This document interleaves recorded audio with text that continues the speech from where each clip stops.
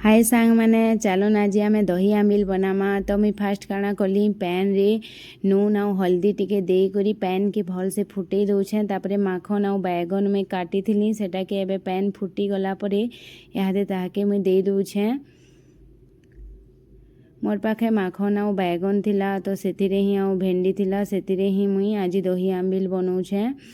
तो तापरे देखुन यादे 10 रु 20 मिनिट भितरे आमर सिझी जाइछे माखन आउ बैगन भल से। तापरे मुई भेंडी के नून आउ तेल देकिना भाजी देथिनी सेटा के एबे मुई दे दउछे। तापरे आपण काଣା करबे ना बेसन चामचे थी दही रे भल से ताके गुली देबे और सेतिरे नून टिके दे देबे। इटा के यादे आमे इथिरे दे देमा।